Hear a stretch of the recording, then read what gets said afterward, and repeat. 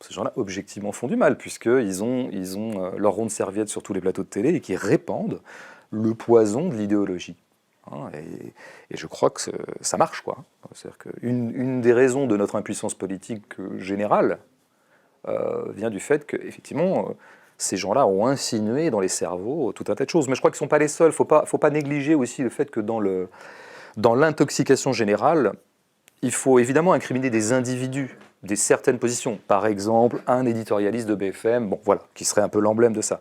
Mais il ne faut pas oublier que des institutions aussi nous intoxiquent. Hein. Je veux dire, je pense que l'école nous intoxique. Nous sommes tous des multi-intoxiqués par 15 années d'école. À l'école, on apprend, quelle est la chose qu'on apprend à coup sûr dans une école? C'est déjà la discipline et l'asservissement, et la soumission, hein, quand même. Donc d'une certaine manière, dans cette espèce de cartographie ou de carte des générales des institutions toxiques, Jean-Michel Apathy, on lui prête beaucoup trop de pouvoir d'une certaine manière. Donc il ne faut quand même pas trop se tromper d'ennemis ou se tromper de réflexion dans cette affaire. Pour moi, les éditorialistes, c'est un peu du folklore. Par exemple, pour dire les gens qui regardent touche pas à mon poste sont des cons, ça serait qui les cons en fait? Ce serait quoi maintenant, les cons? Ils font quoi? C'est des gens qui... Ils sont où en fait? Je repose la question que je posais en 96. Toi qui parles de cons, ça serait qui? Bah non, on porte pas de jugement, on pose juste la question. On voit la population continuer d'avancer dans une marche où ils se font broyer. C'est de la passivité intellectuelle, c'est quoi? Moi, je préfère toujours essayer de prendre les phénomènes sociaux comme des phénomènes organiques et physiques. Bon. Qu'est-ce qui a construit notre impuissance politique ou qu'est-ce qui a construit effectivement je ne vais pas dire une bêtise politique, mais disons une inéducation politique. Je préfère le dire comme ça. C'est-à-dire que pourquoi n'y a-t-il pas eu éducation politique? Ou émancipation politique, en tout cas d'individu à individu. Bon, ils se sont dit, parce que les gens sont des cons. Mais non, la connerie, c'est un effet, c'est pas une cause. Alors la cause, c'est quoi? Je pense quand même que c'est l'embrigadement général. Je crois. Est-ce qu'on laisse vraiment le temps à un jeune homme ou une jeune femme de 14 ans de s'éduquer ou de s'émanciper? Pour l'instant, je mets les deux verbes en parallèle, alors que je suis plutôt enclin à les opposer d'habitude. Mais disons de s'émanciper. Non, on est en permanence pris dans des emplois du temps. C'est pas rien l'école quand même, qui nous dépossède de milliers d'heures. Hein. Alors il paraît qu'on y apprend des choses. Il semblerait que non, puisque vous voyez le résultat. Hein. En tout cas, presque, je dirais, 100% des bacheliers sortent avec une éducation politique proche du zéro. Et quand des bacheliers, des gens de 18 ans, ont une éducation politique, une formation politique, c'est-à-dire un certain nombre de repères politiques, ou ont contracté l'habitude de penser politiquement les choses, c'est parce qu'ils l'ont appris en dehors de l'école. Alors ça s'est fait comment? Par rencontre, par conditionnement familial aussi parfois, moi ça a été mon cas. Mais c'est pas parce que certains étaient cons et d'autres pas cons. C'est-à-dire qu'il y a des phénomènes sociaux qui font que se construit une sorte effectivement je dirais pas de bêtise politique, mais en tout cas d'inculture politique ou de non-habitude de penser politiquement les phénomènes. C'est quoi la politique? Alors en général, les gens à la télé ils disent c'est l'art de la cité parce que police, comme disaient les Grecs. Bon. Alors je vais essayer d'être un tout petit peu moins, routinier. Non, en tout cas, je sais où sont les gestes fondamentaux de la politique. Les gestes fondamentaux de la politique, c'est j'habite une cité, j'ai un problème dans cette cité, quelque chose dysfonctionne, quelque chose ne va pas, ou en tout cas il y a un écart ou un hiatus entre mon désir et l'existant, et donc je fais valoir ce hiatus. Je le fais valoir auprès d'autres citoyens habitant la même cité. Peut-être qu'eux aussi auront un hiatus, mais qui ne sera pas exactement le même que le mien, donc nous en discutons, nous délibérons, et peut-être que de cette délibération ressortira une décision. C'est ça, l'acte politique. Moi je pense que les utopistes, les plus grands utopistes du moment, et qui se trouvent être aussi par ailleurs les plus nuisibles des utopistes, sont les libéraux. Ce sont quand même des gens qui considèrent que vraiment, en continuant à marchandiser à peu près l'ensemble de la planète, on va s'en sortir, quoi. C'est eux les utopistes. Hein.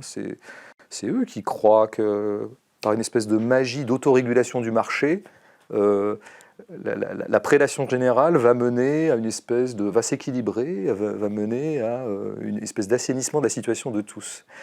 Bon, c'est eux les utopistes. Extrait du livre. Tu tiens l'élection pour le lieu exclusif de la politique. Je tiens que la politique a lieu partout sauf là. Explique-nous ça un peu. Bon, bah, le vote, c'est le contraire de la politique, tout simplement. Alors, Chouard dit un truc bien, il distingue bien le vote et l'élection. Il a raison, hein, et à ce titre-là, il sauve le vote. Parce que quand je vote, au moins, je vote pour une décision. Je vote, bon, bah, je vais voter pour... Enfin, en tout cas, c'est possible. Il peut y avoir une certaine négociation du vote qui fasse que bah, je vote, par exemple, pour abolir la propriété. Enfin, je veux dire ça. L'élection, bah, j'élis des personnes. Et en plus, l'élection, hein, c'est quand même intéressant que le terme central de notre système pseudo-démocratique soit l'élection. Hein. C'est-à-dire quand on élit quelqu'un, ça désigne des élus. Mais dans une vieille rhétorique, les élus sont ceux qui se distinguent, vous savez, parce qu'ils sont élus. Alors, fut un temps, ils étaient élus par providence divine, enfin, en tout cas, par intervention divine. Le doigt de Dieu se posait sur l'élu.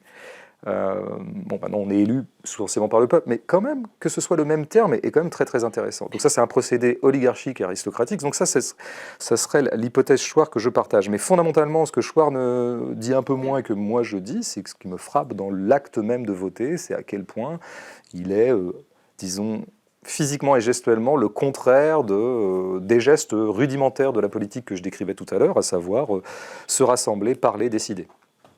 Se rassembler, parler, décider. Bah, quand je vote, je m'isole, je me mets dans un isoloir, je ferme ma gueule. D'ailleurs, ce qu'on ne dit pas aussi, et nos amis républicains antifascistes là, ne le disent pas, mais il faut bien voir aussi qu'un acte aussi peu engageant pour le corps, aussi peu impliquant pour le corps, et aussi peu impliquant tout court, hein, c'est-à-dire que je vote en loose-dé, bon, eh ben, favorise tout à fait le fait que je dépose des crottes dans l'enveloppe. Hein.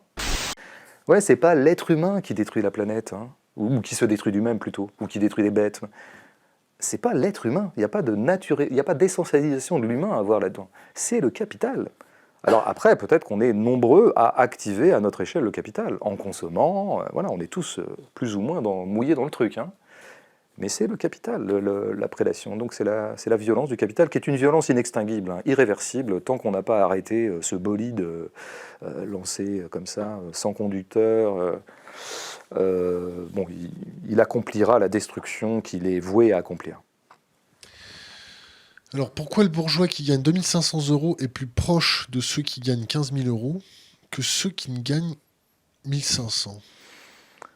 Bah ça c'est oui, bah, je pense que du coup voilà mon livre moi ne parle pas des riches ni des ultra riches mais parle vraiment de la bourgeoisie. Et la bourgeoisie c'est large en fait, hein, c'est pas mal de gens, c'est 15-20% de la population, peut-être un peu moins. Et parmi lesquels, effectivement, il y a des gens qui pourraient presque stricto sensu, du point de vue de leur compte en banque ou de leur patrimoine, être plutôt du côté des classes inférieures. Mais pour tout un tas de raisons, parce qu'ils se vivent comme ascensionnels, parce qu'ils considèrent que le mode de vie bourgeois est un modèle, est un but à atteindre, vont plutôt pactiser objectivement avec la bourgeoisie.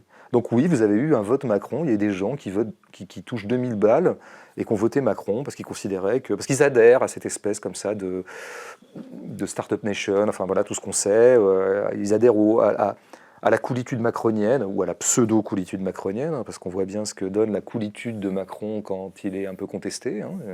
C'est une coolitude c'est-à-dire que le jeune cool se transforme assez vite en adjudant-chef quand même. Hein.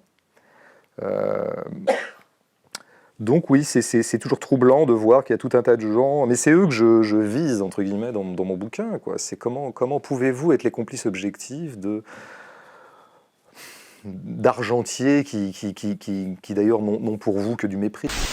C'est qu'on commence à incriminer la consommation et on finit par incriminer les consommateurs, ce qui nous reviendrait à notre débat sur les cons. Bon, c'est la consommation le problème, c'est pas les consommateurs ces pauvres cons. Et puis en plus, Clausewitz s'en est beaucoup pris à la culture de masse, y compris, bon, par exemple au rock'n'roll, au rock. Et oui, ok, bien sûr que le rock a fait partie d'une sorte de soft power américain et qu'il a été une grande entreprise commerciale, bien sûr. Est-ce que pour autant je ne dois pas laisser une petite porte? Sinon, si c'est pas le cas, moi toute ma vie se trouve niée. Hein. Mais une petite porte, c'est vrai que le type achète un album de rock parce qu'il est conditionné à l'acheter et parce qu'il y a eu un marketing pour le faire acheter. Ok, très bien. Mais après, le type se retrouve tout seul dans sa chambre et il passe en boucle cet album. Et il y a une chanson sur cet album qu'il adore particulièrement, la 7, voilà, sur un CD. Voilà. Et il y a un moment, il y a 20 secondes dans cette chanson qui lui provoque une jouissance extraordinaire. Dans cette chanson des Clash, comme moi quand j'avais 15 ans. Ou dans cette chanson de NoFX, comme moi hier, dans ma chambre. J'écoutais Coquille de clown, et à un moment, voilà, il y a un doublement de guitare qui à chaque fois me rend dingue. Cette dinguerie-là, elle m'est venue par le marketing, par le commerce, même pour un groupe punk rock comme NoFX. Mais cette dinguerie-là, le système l'aura pas. Elle est en excès par rapport au système de production-consommation dans lequel j'ai été pris. Je trouve que c'est ça que les penseurs comme Kluska ont du mal à c'est la petite nuance qu'ils n'ont jamais.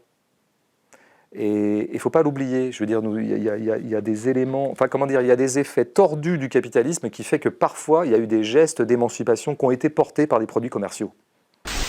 Et Tadei, qui a de la culture et qui commence par ailleurs à avoir un peu de bouteille, disait mais en fait le mot propagande dans les années 70 c'était un mot positif. Les groupes gauchistes disaient qu'ils faisaient de la propagande et l'assumaient. Donc en fait, la politique, c'est la propagande. La politique, c'est subjectivement, j'ai des idées et j'essaie de déverser mes idées, en tout cas de les répandre, de sorte que ça crée des mouvements. Quiconque prétend être objectif et neutre dans cette affaire, c'est lui qui est un malade. Donc le problème n'est pas tant qu'il y ait de la propagande, le problème c'est qu'elle ne dise pas son nom. Prends tout ton temps. J'ai deux problèmes avec la question, tu as un conseil aux jeunes générations. C'est pas une question. Oui, enfin, avec l'invitation à...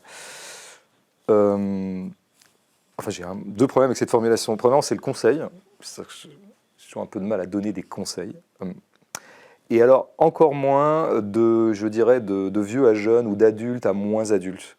Je ne crois pas à cette scission. Je détestais quand j'avais 15 ans que les adultes se prévalent d'une expérience qui les fonde à me donner des conseils. J'aimais pas ça.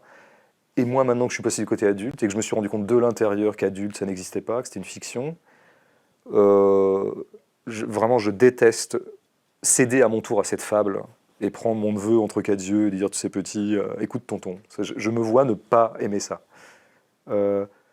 Donc en fait, j'aimerais plutôt faire part à des jeunes gens et à des vieux du conseil que je me donne à moi-même, tous les jours. Tous les jours, la lutte quotidienne et concrète, hein, là cette fois on est dans du concret, c'est une lutte pour le temps. Et moi j'ai perçu ça assez tôt en fait, intimement, j'ai été très très vite conscient, très très tôt dans ma vie, je pense, c'était un peu structuré autour d'une certaine angoisse d'ailleurs, mais que tout allait jouer sur le temps dans cette affaire. Qu'en fait l'émancipation c'était d'abord s'émanciper du temps imposé. Et c'était arracher du temps à soi au temps préquadrillé par la société. Et c'est très concrètement à ça qu'on a affaire, en fait, nous les individus. C'est arracher du temps. On nous impose des emplois du temps. À l'école, après on arrive, les études, pareil, un emploi du temps. Et puis on arrive sur le monde du travail, et là, on vous impose une grille horaire, etc. Enfin, un emploi du temps, qui ne porte pas ce nom, mais qui est... Et alors, qu'est-ce qui vous reste comme temps à vous, quoi ? Bon. Ça a été déjà mon vrai problème quand j'avais 20 ans. C'était comment est-ce que je vais réussir à gagner ma vie en gardant mon temps ? Donc là, ça a été beaucoup de calculs de ma part. Bon. Parce que moi, je voulais garder du temps pour lire, pour écrire, pour regarder des films, pour étudier de la musique, pour boire des coups avec mes copains et mes copines. Bon, pour la sérendipité. C'est ça. Moi, la mode, attention aussi, hein, celui-là. Il arrive en force, lui. Hein. Moi, je l'ai appris il y a 3 semaines, donc ouais. Avec frugalité, non ? Ah non, frugalité, ça va. Je possède ça depuis longtemps. Sérendipité, ouais. C'est ça, sérendipité ? Ouais. Donc arracher du temps. Et donc l'adversité à l'époque, c'était le monde du travail. Et c'est toujours ça. Quel temps je vais donner au capital, en fait, hein, celui qui me demande des heures de travail, en échange de quoi il me rétribuera, il me rémunérera, et en échange de quoi je pourrai manger, bon. Alors la chose, c'est quand même compliqué depuis 15 ans, hein, parce qu'avant, quand on rentrait chez soi, qu'enfin on pouvait rentrer chez soi, on avait affaire à une adversité qui était... déjà, il était quand même 19h, donc est-ce qu'il me restait du temps pour moi ? Et deuxièmement, est-ce que j'aurais l'énergie ? Est-ce que cette saloperie de travail n'allait pas me poursuivre jusque chez moi par la fatigue ? Eh ben ouais, en fait, souvent, on rentre chez soi, on est crevé. Et du coup, on voulait lire un livre, en fait, non, on va pas lire un livre, on va regarder la télé, on va faire un truc comme ça, un peu plus passif. Alors ça a été la grande difficulté. Mais c'est ajouté à ça une autre difficulté redoutable. C'est que le capital et autres forces obscures m'ont poursuivi jusque chez moi par l'intermédiaire d'objets technologiques. Alors ça, c'est nouveau quand même. J'arrive chez moi, je viens de quitter mon patron, ou mon N+1, ou mon je sais pas quoi. J'arrive chez moi, merde, j'ai un ordinateur, quoi. Il est connecté à tout un tas de trucs, y compris à des choses qui renvoient de la publicité, ou qui requièrent mon attention. Parce que l'économie de l'attention, tout ça, Stigler en a très bien parlé ici et puis ailleurs. Alors là, c'est la lutte qui commence, là. Et c'est une lutte physique. C'est une lutte physique. Comment je peux accorder l'attention que je veux à ce que je veux et non pas me laisser capter mon attention par tout un tas de choses qui m'aimantent.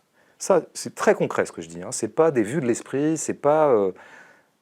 Et moi, c'est une lutte concrète que j'ai. Alors moi, je viens du XXe siècle, donc j'ai des armes pour ça. Je suis habitué à ce que j'appelle le métabolisme de la lecture, de l'attention longue portée à des objets comme un film qui fait 1h03, ou à un livre de Kafka qui demande 12 heures de lecture. Je suis habitué, mais même moi, je me vois parfois intoxiqué, et même moi, je me vois parfois aimanté par ces trucs-là. Donc je me dis que ça doit être d'autant plus redoutable pour les mecs qui ne viennent pas du XXe siècle comme moi, quoi. En tout cas, qui ne viennent pas du même siècle. Or, c'est bien ça le truc, quoi. Et que, alors là, je le conseille aux jeunes, à moi-même, aux vieux, à tous, tous ceux qui rentrent chez eux et qui, fut un temps, auraient sans doute se seraient concentrés longuement sur un texte, par exemple un texte, qui, au lieu de quoi, vont volatiliser leur attention dans une espèce de multi-attention, celle qui est ordonnée par les outils qu'on sait. Alors ça, c'est quand même, ça, c'est la guerre domestique concrète à laquelle nous avons tous affaire. Et moi, je sais que les premiers perdants de cette affaire, ça va être mes copains littéraires. C'est nous autres qui produisons des textes longs. Alors nous, on va être les premiers à passer à la trappe, ça je le sais. Tu te trompes peut-être, non? Regarde, nous, on fait des interviews longues et on cartonne. Ça, j'en suis convaincu, mais attention, ça, j'ai toujours abondé dans ce sens quand je voyais les journaux ou les pure players ou les gens qui font des journaux en ligne ou des vidéos en ligne, je les voyais écourter leurs trucs, faire des produits de 3 minutes. Je me disais, vous êtes con, quoi. Ça serait le moment ou jamais de faire 2 heures. Et je suis très content donc que vous n'ayez pas cédé à ça. Mais d'abord, tu t'aperçois que c'est quand même rare. T'as remarqué? On est seul. Voilà. Moi, je crois qu'il y a beaucoup de gens, des énergumènes comme moi, qui sont capables de regarder une conférence de Lordon d'1h03 en vidéo, tu vois, mais parce que je viens de l'autre siècle, voilà, encore une fois. Sur le reste. Et puis après, l'attention portée à un texte, c'est quand même autre chose, quoi. Donc, pour moi, une journée est gagnée si j'ai réussi à me concentrer durablement sur quelque chose dans ma journée. Me concentrer durablement sur le même objet pendant 1, 2, 3, 4 heures dans ma journée. Est-ce qu'on a tous 1, 2, 3, 4 heures dans nos journées où on s'est concentré sur le même objet, c'est-à-dire un bouquin, un film, je ne sais pas, tel sujet qu'on explore c'est ça quand même la guerre domestique qu'il faut qu'on mène tous là. Le combat aussi pour l'introspection. Se concentrer durablement sur quelque chose, ça peut être sur soi-même. Ça peut être, c'est ce que dit Bernanos, que j'ai relu récemment. Récemment, il a fait un livre contre les robots, la France contre les robots. Bernanos en 42 ou 3 ou 4, je ne sais plus. Enfin, très très visionnaire Bernanos, alors qu'a priori c'est quand même le mec catholique, royaliste. Enfin, c'est pas le mec qu'on aurait désigné comme favori pour anticiper sur l'avenir. Livre extraordinaire où il dit la vie moderne, ou comment il dit ça? Je ne sais pas si c'est la modernité. Peut-être la modernité est une conspiration contre la vie intérieure. C'est du Bernanos, ça va loin, c'est un peu hyperbolique. Il va fort, il a du souffle, Georges. Et peut-être qu'il exagère, mais il y a quelque chose qui se dit là-dedans quand même. François Bégodeau, merci. Merci.